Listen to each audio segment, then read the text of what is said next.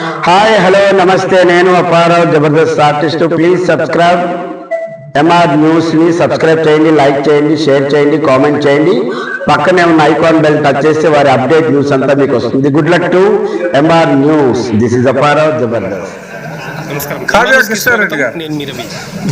ధన్యవాదాలు అధ్యక్ష. రాష్ట్ర వ్యాప్తంగా ఉన్నటువంటి హౌసింగ్ సమస్య ప్రతి ఏటా నిర్వహిస్తున్న బ్రహ్మోత్సవాలు ఈ ఏడాది కూడా ప్రతి పేదవాడికి ఆలయ కమిటీ సభ్యులు గూడు మార్చి 9 నుంచి 15 గుడ్డ ఉండాలనేది చెప్పినటువంటి మహానుభావుడు నందమూరి తారక రామారావు గారు. ఆ మోటివ్తో ఏర్పడిన పార్టీ మన తెలుగుదేశం పార్టీ. గత 2019 నుంచి 24 మధ్య కాలంలో పేదవాళ్ళందరూ కూడా కాలనీలు శాంక్షన్ అయినప్పటికీ వైఎస్ఆర్సీపీ పార్టీ వాళ్ళు మాత్రమే ఇల్లు కట్టుకున్న కారణాన వాళ్ళందరూ మన పార్టీకి సంబంధించిన వాళ్ళందరూ కూడా ఇల్లు కట్టనీయకుండా ఇబ్బంది పెట్టినటువంటి పరిస్థితులు గత 5 సంవత్సరాలుగా జరిగినాయి. ఇప్పుడు కొత్తగా వచ్చే స్కీమ్లో ఈచ్ కాలనీకి 2.5 లక్షల రూపాయలు, అదేవిధంగా ఎస్టీలకి అయితే 75,000, ఎస్సీలకి అయితే 50,000. నిన్న అదృష్టం కొద్దీ మన ముఖ్యమంత్రి వర్యులు బీసీలకు అందరికి కూడా 50,000 రూపాయలు అదనంగా ఇచ్చేటట్టుగా ఈరోజు ఈ స్కీమ్ను రూపొందించడం జరిగింది.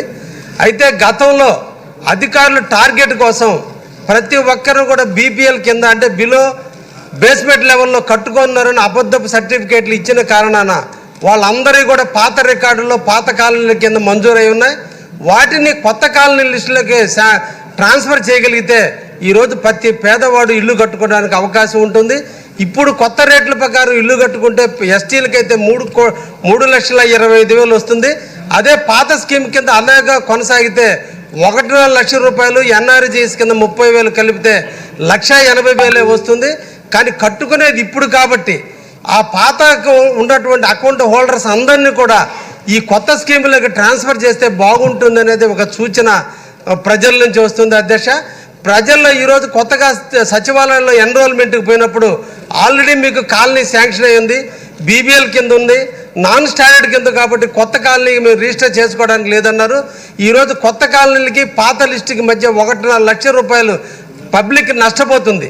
పెట్టేవాడిని అడిగేది, కొట్టేవాడిని అడగరు. కాబట్టి కొట్టే ప్రభుత్వం పోయి పెట్టే ప్రభుత్వం వచ్చింది. కాబట్టి ఈ పెట్టే ప్రభుత్వం పెడతది అనే దానికి పేదవాళ్ళని అందరినీ కూడా కొత్త స్కీమ్లోకి తీసుకొస్తే అందరూ కూడా ఇల్లు నిర్మించుకోవడానికి అవకాశం ఉంటుందనే విషయాన్ని గుర్తుంచుకొని తప్పకుండా కొత్త లిస్టులోకి కొత్త స్కీమ్లోకి దాన్ని ట్రాన్స్ఫర్ చేయవలసిందిగా మీ ద్వారా ప్రభుత్వాన్ని కోరుతున్నాను అధ్యక్ష.